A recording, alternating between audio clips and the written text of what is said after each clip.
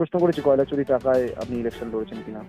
তার জন্য আমাকে একাধিক এফআইআর এর সম্মুখীন হতে হয়েছে, আমাকে থানায় বসিয়ে টানা জিজ্ঞাসাবাদ করা হয়েছে, আমাকে হ্যারাস করা হয়েছে। আমি নিজে বাঁচতে বিজেপিতে আসিনি, আমি বাংলাকে যাতে। অন্তু পান বলছেন? হ্যাঁ বলছি। আমি আরএনপি বাংলার এডিটর বলছি। তো সাংবাদিকতার পথ ছেড়ে রাজনৈতিক মহলে কেন যোগ দিলেন? দেখো, আমি কামারপুকুর থেকে কলকাতা এসেছিলাম রাজনীতি করার জন্য নয়।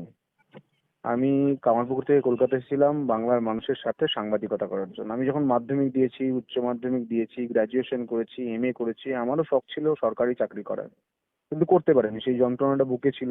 সাংবাদিকতা করে সংবাদ মাধ্যমে কাজ করি, তখন দেখি বাংলার ছেলেরা রাস্তায় বসে আন্দোলন করছে চাকরি না পেয়ে।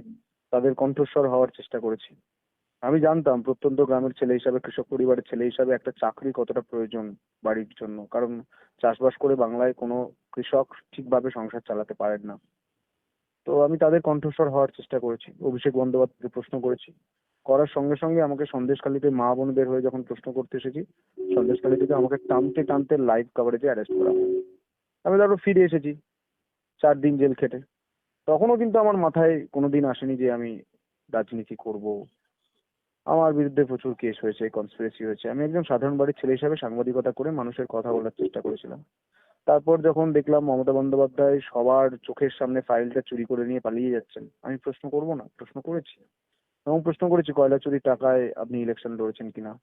তার জন্য আমাকে একাধিক এফআইআর এর সম্মুখীন হতে হয়েছে, আমাকে থানায় বসিয়ে টানা জিজ্ঞাসাবাদ করা হয়েছে, আমাকে হ্যারাস করা হয়েছে। আমি নিজে বাঁচতে বিজেপিতে আসিনি, আমি বাংলাকে যাতে জঙ্গল রাজ থেকে মুক্ত করা হয়, মুক্ত করা যায়, তার জন্য এসেছি।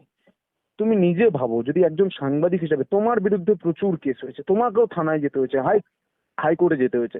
সাংবাদিক বুম হাতে খবর করবে, সংবাদ মাধ্যমে থাকবে, তাকে হাইকোর্ট ছুটতে হবে কেন, কেন কোর্টে ছুটতে হবে, কেন উকিলের কাছে ছুটতে হবে, কেন কেস খেতে হবে, কেন থানা যেতে হবে? এটা মহা জঙ্গল রাজ চলছে। এই জঙ্গল রাজের অবসান ঘটিয়ে বাংলায় সুশাসন আনতে হবে। তার জন্য আমি বেছে নিয়েছি। এবং আমার কাছে এর আগে কোনো চিন্তা ভাবনা ছিল না। এই জয়েনিং এর ঠিক 2-3 ঘন্টা আগে আমাকে একজন ফোন করেন। তিনি বলেন, আপনাকে কি শুভেন্দু অধিকারী না বা আমি অন্য কোনো কোনো নাম রাজনৈতিক নেতা বলছি না, ফোন করেছিল? কোনো নেতার আমি নাম নিতে চাই না, আমাকে বলা হয় অফিসিয়ালি ফোন